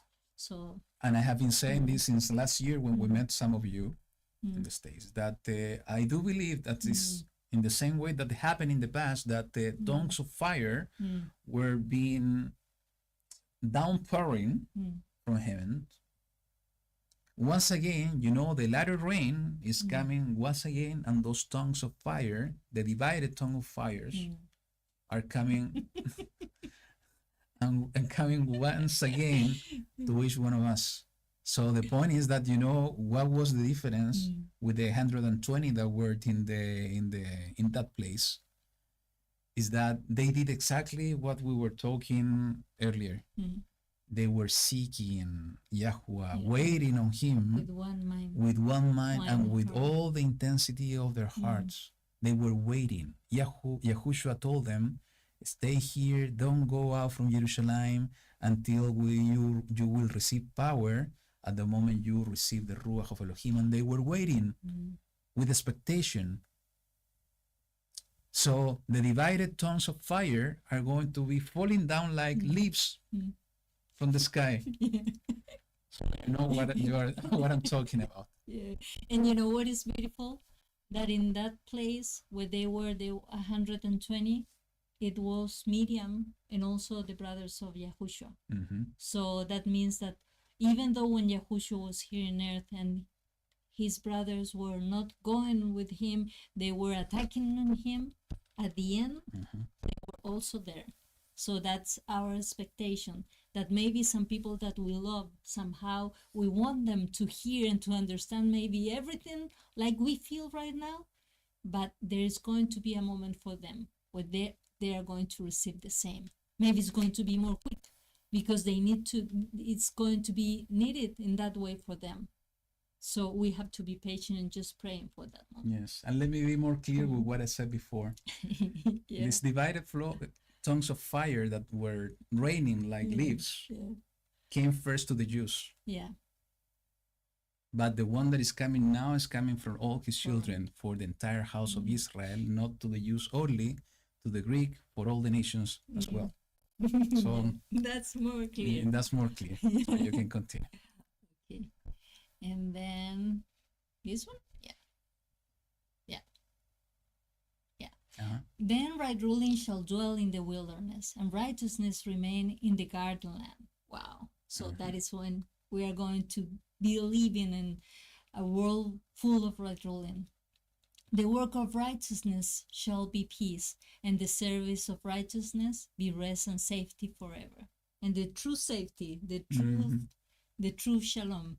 And my people shall dwell in a home of peace, and in safe dwelling, and in undisturbed resting places. even when hail shall fell in the forest, and the city be brought low in humiliation. Blessed are you who sow beside all waters, who send out the foot of the ox and the donkey. Yeah, we are, I think, always waiting for this thing. Yeah. My people shall dwell in a home of peace. Yeah. And I and think in that safe dwelling. And I think that the promise that it says, even when hail shall fell in the forest, and the city be brought low in humiliation, because it's going to be that kind of protection and safe in that place that, wow, it's going to be marvelous. And I think that the last verse has something like they're hidden. Yes. Blessed are you who sow beside all waters. In reverence to the Ruach, but also the action to continue sowing. Yeah. Because, with all the description that, the world is falling down, but they will continue sowing beside the waters. But who sent out the foot of the ox and the donkey? Meaning to do the work. To do the work of the rest of the creatures. And they're using the ox is the force one, with the force, and the donkey is the sovereign one, but receiving a lot of but the donkey is in order to bring all the burden. And the ox is the animal that are being used in order to till the soil. Connected to sowing the soil. Yeah. So blessed are those, even though the fall is falling up, the world is falling apart, are continue doing his work. What he has commanded us to do. And what he has commanded us to do is to, what was the instruction? To go to the world and be witness of his and to bring the good news of the kingdom. That it means that we are the ones that, if we are going to be blessed, even though the world is falling apart, if we continue following the instructions given by our master YaHuWaH to go into the world to bring the good news, and bringing the good news is to allow people to know that the kingdom of heaven is coming to earth. And in order to be part of the kingdom, we need to turn back to YaHuWaH, to his words, and to his way. And to be, as a tree, as Karen put in the chat, as a tree planted by the river, being guided by the Ruach, putting our trust in YaHuWaH. He is going to be the one guiding us through his Ruach, instead of putting our trust in men and women and being guided by this other system that man has been created, that basically is pushing us totally aside from the natural system that YaHuWaH has given us through his Ruach HaKodesh. So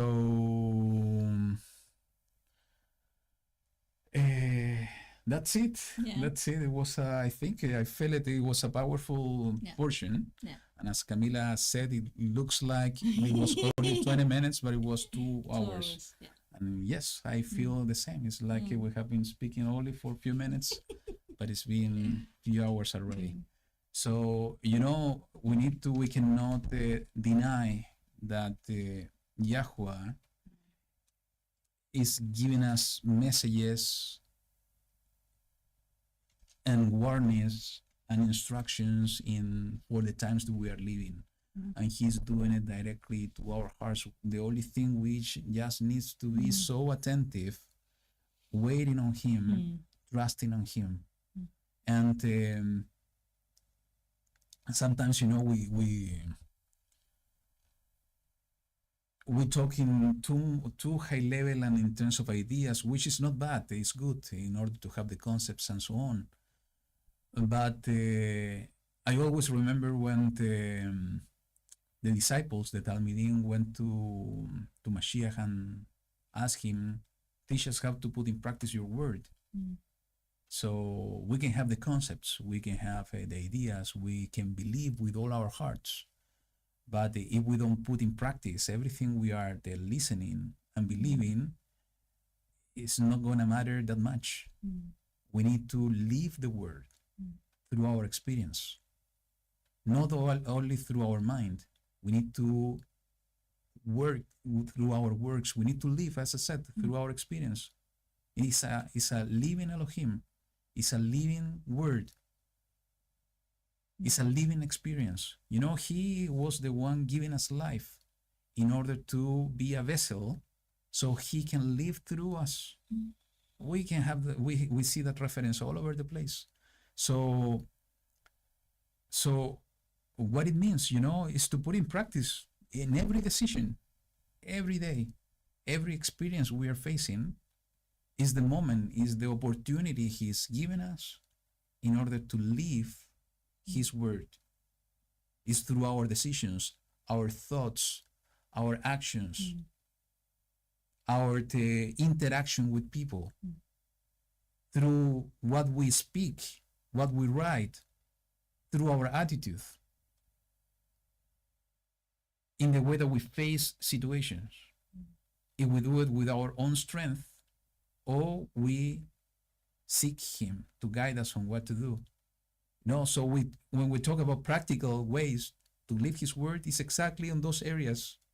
And it's just a matter for each one of us to decide, you know, it's just to take a breath, 1 second in each one of the experiences, in order to remember, okay, instead of doing it with my strength, Abba, how I can do it, and to wait on him.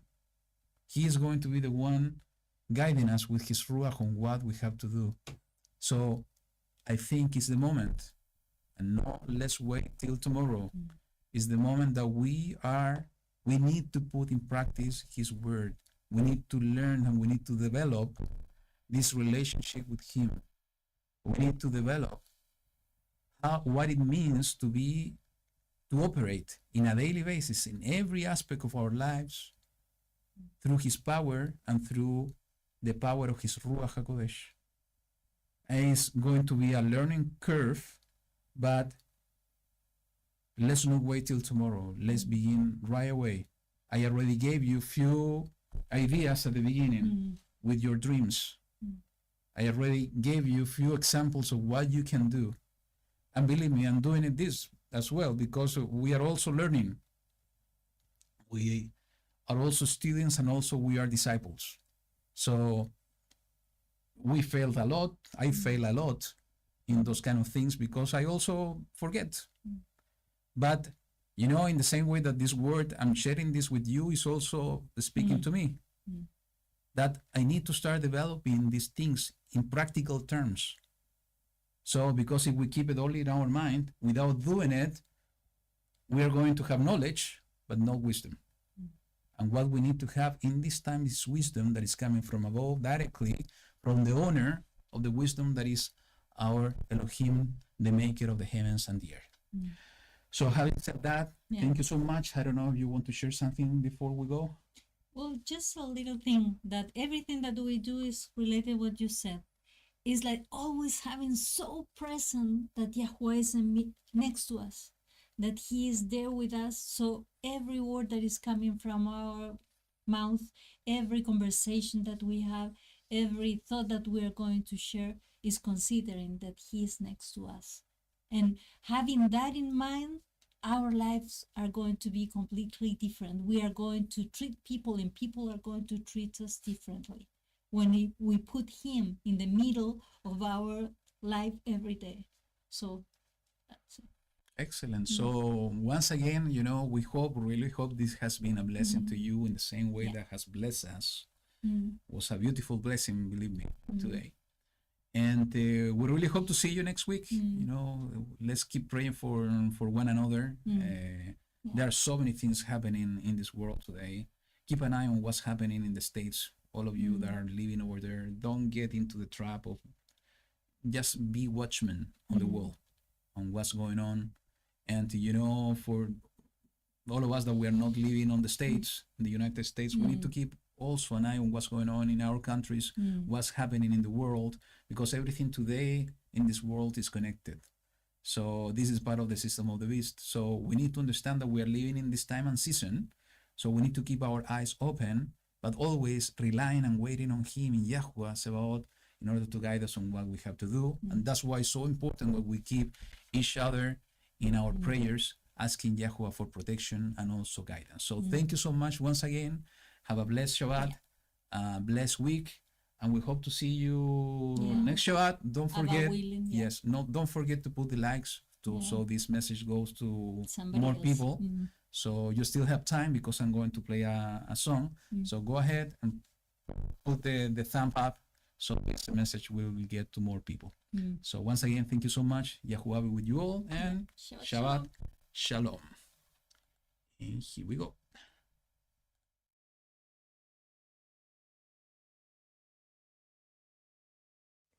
גדולים ונפלאים מעשיך אדוני, אלוהי צבאות, צדק ואמת דרכיך אלוהים, מלך הגויים. גדולים ונפלאים מעשיך אדוני, אלוהי צבאות, צדק ואמת דרכיך אלוהים, מלך הגויים. כי אתה לבדך קדוש, כי אתה לבדך קדוש, כי אתה לבדך קדוש, כי אתה לבדך קדוש.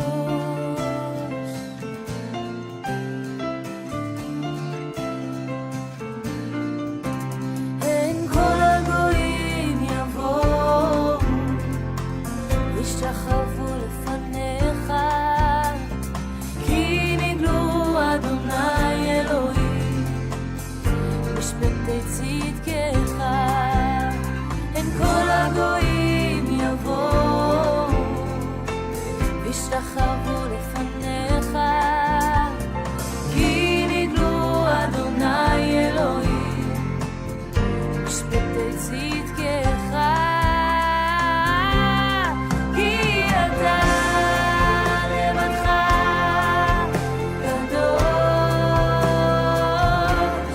כי אתה לבדך קדוש,